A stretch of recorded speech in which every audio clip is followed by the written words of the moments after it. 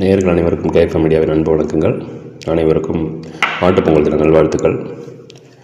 இந்த எபிசோட் நம்ம பார்க்க போகிற மூவி ரிவ்யூ நலன் குமாரசாமி இயக்கத்தில் கார்த்தி, ராஜகிரண், ஆனந்தராஜ் மற்றும் பலர் நடித்த வாவாத்தியார் திரைப்படம். இந்த திரைப்படத்தோட கதைக்களம் பார்த்திங்கன்னா 1987 காலகட்டத்தில் ஸ்டார்ட் ஆகுது. அப்போது சிஎம்மாக இருக்கார் எம்ஜிஆர் அவர்கள். ஸோ அவருடைய தீவிர ரசிகர்கள் ஆனந்தராஜ் மற்றும் ராஜகிரண் அவர்கள் ரொம்ப உயிராக இருக்காங்க. அப்போது ஒரு திரையரங்கில் இவங்க படம் பார்த்துட்டு இருக்கும்போது தான் எம்ஜிஆர் படம் பார்த்துட்டு இருக்கும்போது ஒரு நியூஸ் வருது, எம்ஜிஆர் அவர்கள் காலமாயிட்டாருங்க அப்படின்னு சொல்லிட்டு. ஸோ அதே டைமில் கார்த்தி அவர்கள் பிறக்கிறாங்க.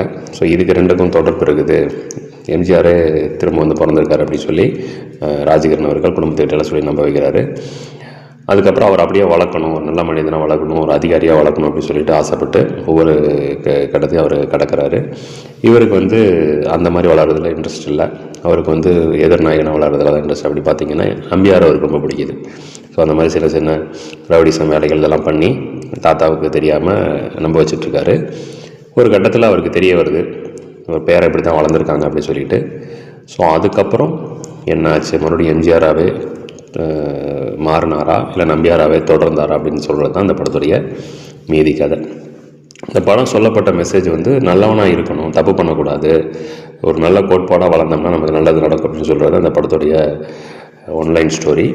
ஸோ அதுக்கு தகுந்த மாதிரி இவங்க ஃபஸ்ட் ஹாஃப் கொஞ்சம் அப்படியே மூவ் பண்ணி விட்டாங்க. படம் பாசிட்டிவ்னு பார்த்திங்கன்னா நடிகர்களுடைய தேர்வு, ராஜகிரண் நடிச்சிருக்காரு, கார்த்தி அவங்க அசோசியேஷன் பண்ணியிருக்காங்களே, ஆனந்தராஜுடைய கேரக்டர் நல்லா இருக்குது. ஹீரோயின் தேவையோ தேவையில்லையோ அது கொஞ்சம் அப்படியே ஃபீல் பண்ண மாதிரி தெரியுது. இந்த போலீஸ் கேரக்டர்லாம் சில அங்கே வராங்க, அவங்களாம் நல்லா நடிச்சிருக்காங்க. படத்துடைய background music Santhosh Narayanan. So அவருக்கு தகுந்த மாதிரி பண்ணியிருக்காரு. இருந்தாலும் படத்துக்கு அந்தளவுக்கு பேக்ரவுண்ட் ஸ்கோரெல்லாம் கை கொடுக்கல, பழைய பாட்டை வச்சு அப்படியே ஒப்பேற்றிட்டாங்க அப்படின்னு சொல்லலாம். ஸோ இது அந்த படத்துடைய ஃபஸ்ட் ஹாஃப்.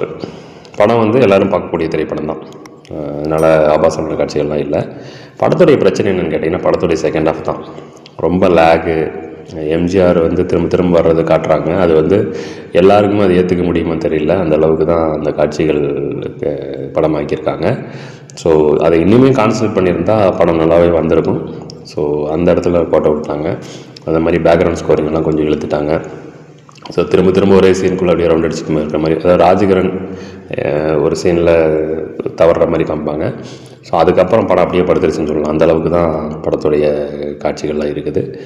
படத்தை பற்றி சொல்லணுன்னா ஒரு ஓகேஷான ஃபஸ்ட் ஹாஃப், ஒரு பிலோ ஆவரேஜான செகண்ட் ஹாஃப், இது ரெண்டும் கலந்து தான் வாவாத்தியார்.